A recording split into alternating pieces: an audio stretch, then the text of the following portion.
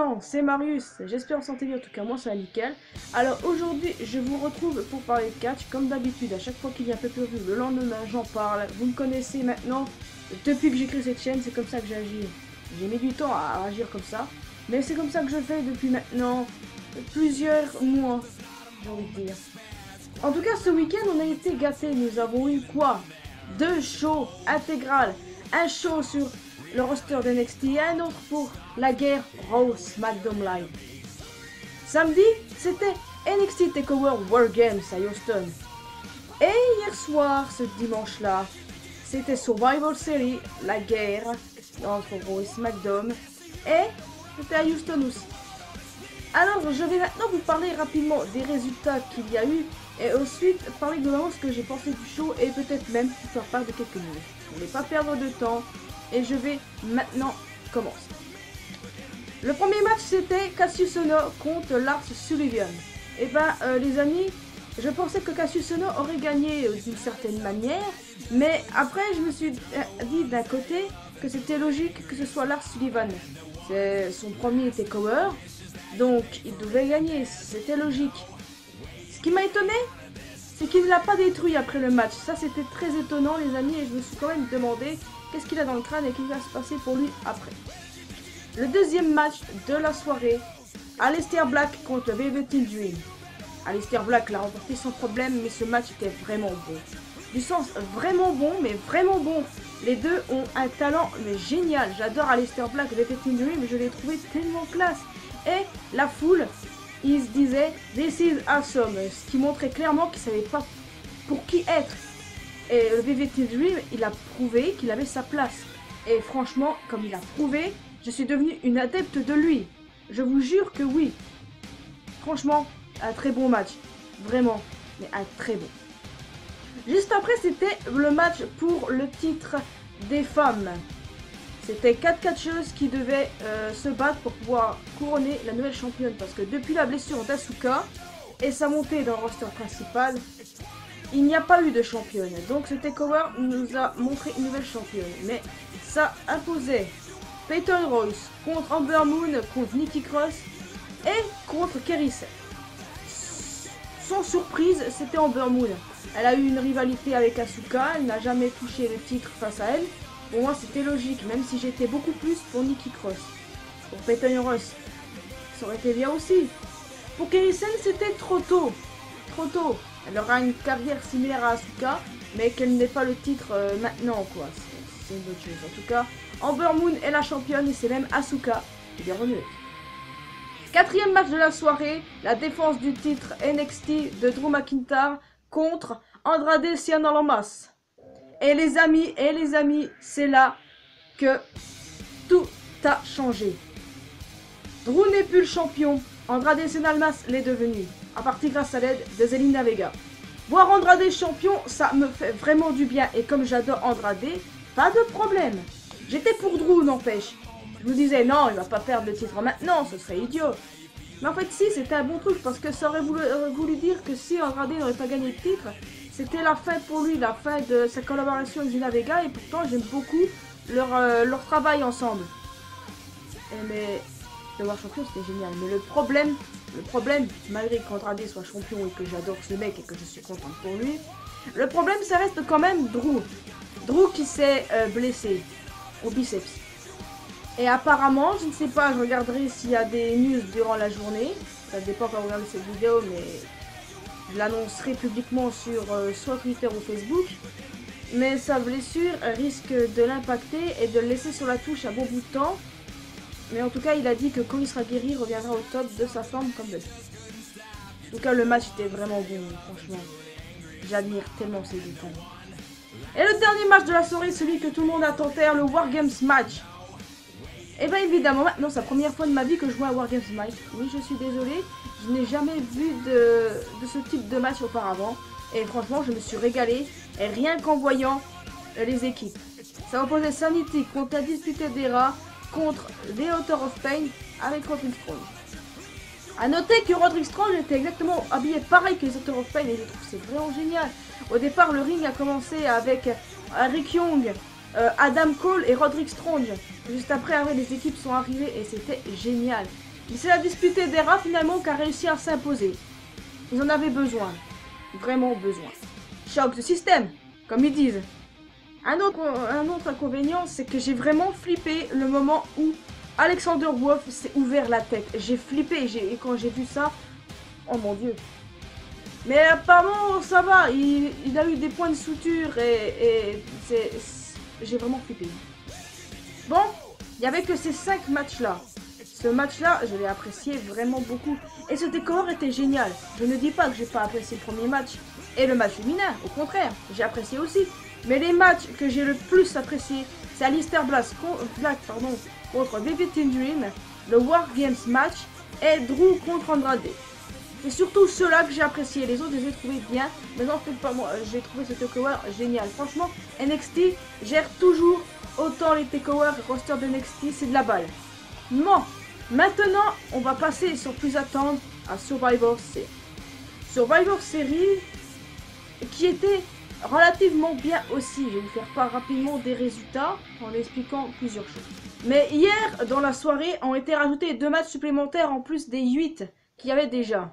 Je l'ai noté sur mon post Facebook, donc voilà. On va commencer maintenant par Matt Hardy contre Elias. Et c'est bizarre car Elias a triomphé de Matt Hardy.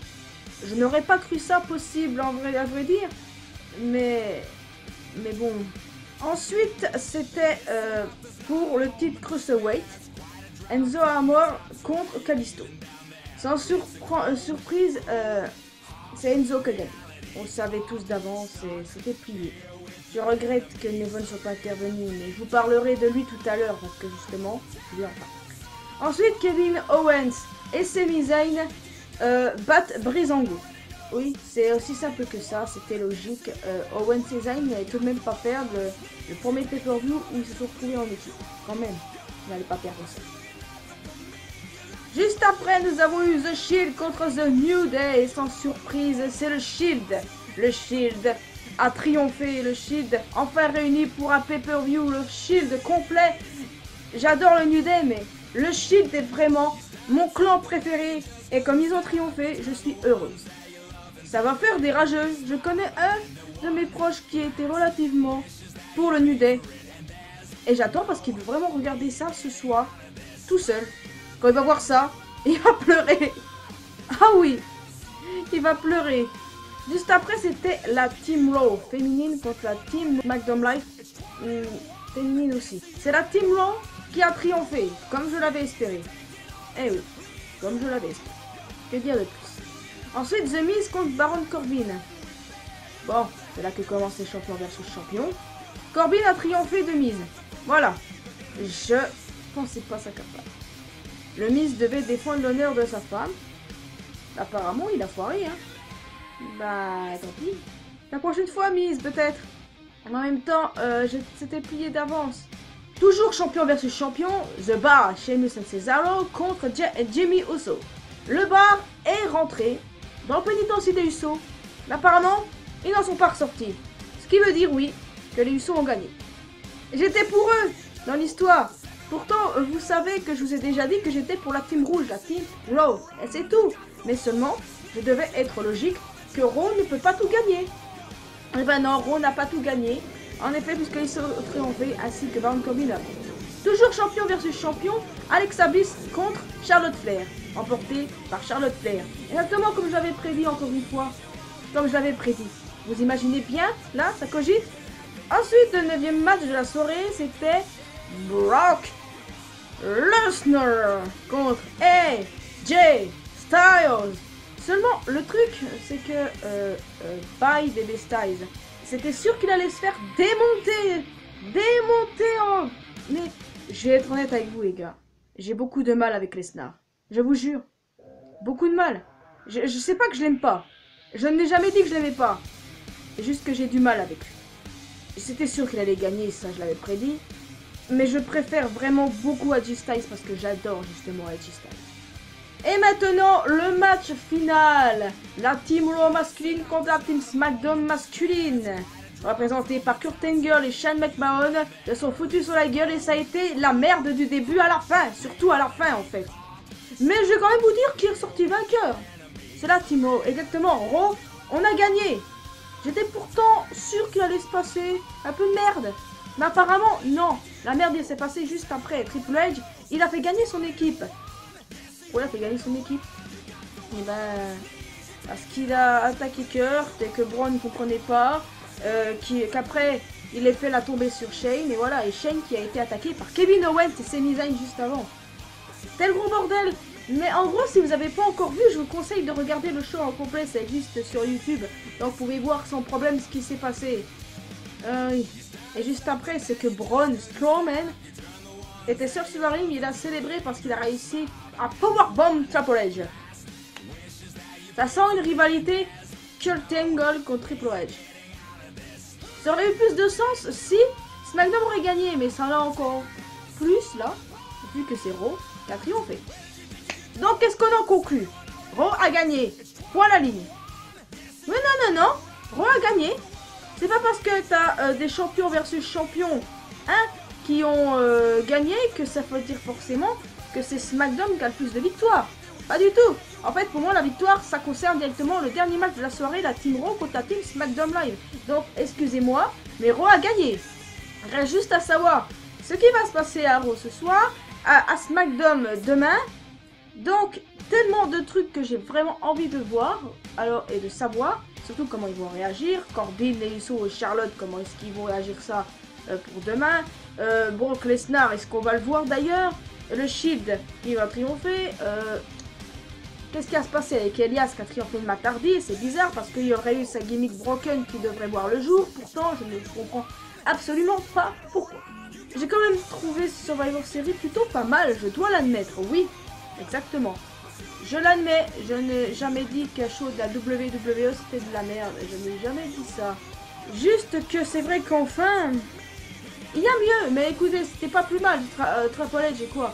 Le retour sur le ring, qu'est-ce qu'il y a de mieux? Kurt Angle aussi, même si quand tu avais fait équipe avec Dean et Seth à TLC, oui. Mais bon, voilà, vous avez compris. C'était plutôt pas mal. Et franchement, la réalité Kurt, Triple H, ça peut être bon. Et d'ailleurs, j'ai hâte de voir comment ça va évoluer. Et ensuite, les autres rivalités. Qu'est-ce qui va se passer maintenant que The Bar ont perdu, qui sont dans le pénitencier des Usos? C'était sûr, hein. The Bar est ma deuxième équipe préférée, mais ils étaient condamnés dès qu'ils sont rentrés dans le pénitencier. Voilà. Maintenant que je vous ai fait part des résultats et de mon avis sur les deux shows qui sont Takeover et Survivor Series, je vais vous faire part maintenant de quelques news. Tout à l'heure, je vous parlais de Neville. De Neville qui était frustré le mois dernier et qui a eu des rumeurs comme quoi il partirait et tout. Apparemment, ça serait réconcilié, les deux parties. Neville et la WWE se seraient réconciliés. Que Neville devrait refaire son retour avant la fin de ce mois. Beaucoup ont spéculé d'ailleurs qu'il ferait son retour à Survivor Series, mais il n'en fut rien. D'ailleurs, j'ai trouvé ça dommage. Peut-être qu'on s'y attendait trop. Peut-être que le fait qu'ils se soient réconciliés, ce n'est que c'est une spéculation. D'ailleurs, ce serait vraiment une bonne nouvelle de le revoir, hein, s'il s'est réconcilié et tout. Ce serait bien. Vraiment. Hein. J'adore Neville, c'est un des meilleurs catcheurs jusqu'ici que je n'ai jamais vu. Donc, voilà. Vraiment, je veux le revoir. Il me manque beaucoup, hein, et à la division Cruiserweight aussi. D'ailleurs, un ancien catcheur de la WWE, X-Pac je crois, disait qu'il était rassuré qu'ils aient trouvé un arrangement, mais, je dis bien mais, que Neville avait eu ses raisons d'être frustré quoi. J'ai envie de dire, il y a quoi être frustré? C'était utilisé que un mec comme Enzo qui fait chier tout le monde, fait ça quoi. Pourtant j'ai rien contre Enzo de base, hein. J'ai absolument rien contre lui. Et ça me ferait chier de le détester pour s'il m'évole pas, quoi. Il en prend quand même assez plein la gueule. Je dois le dire. Alors, je le défends pas, d'accord? S'il fait ses conneries en backstage, c'est son problème et c'est concerne pas ça, mais bon. Je vais pas m'étendre sur le sujet, plutôt d'autres nouvelles. Alors, James Ellsworth a été renvoyé. Je le trouvais tellement attachant et énervant à la fois, et je suis quand même triste qu'il soit parti. Mais en même temps, ce qui serait passé concernant, c'est qu'il aurait été obligé de faire quoi? Le transsexuel. et d'avoir une opportunité au titre face à Charlotte, les gars, s'il vous plaît. Heureusement pour lui qui n'a pas eu ça et qu'il soit partout, qu'il ait été virable. Je ne souhaite pas qu'un mec ait été viré de son travail. D'ailleurs, je trouve ça immonde qu'il y ait des gens partout sur les sites de catch qui parlaient de son renvoi, qui soient contents qu'il soit parti. Ça m'a énervé. Qu'un mec se fasse virer de son taf. Vous trouvez ça normal? Et surtout, hein, vous vous ferez virer votre taf. Et si on rigolait, vous réagirez comment? Je mets pas tout le monde dans le même sac, rassurez-vous, hein. Ce renvoi est à peu près similaire à celui d'Emma, Darren Young et Summerrae qu'il y a eu en début de mois. Personnellement, je n'ai pas d'autres nouvelles. Et je pense que je vais vous laisser ici, mes amis fans de catch. Si vous êtes autant fans de catch que moi, vous devez comprendre mon ressenti pour certains catcheurs. Donc, je vous laisse ici. N'oubliez pas de me dire dans les commentaires ce que vous avez pensé de NXT TakeOver et aussi de Survivor Series. Ce que vous pensez également, ce qui se souviendra de l'affaire de Neville et également du cas James Ellsworth. Donc, réfléchissez-y. Et quant à moi, je vous laisse ici. N'hésitez pas à vous abonner à la chaîne, à me suivre sur Facebook, Twitter, Instagram. Laissez un petit pouce bleu, comme ça, juste comme ça. Et n'oubliez pas que l'important dans la vie, c'est de faire ce qu'on aime. Et on se retrouve dans une prochaine vidéo. Ciao.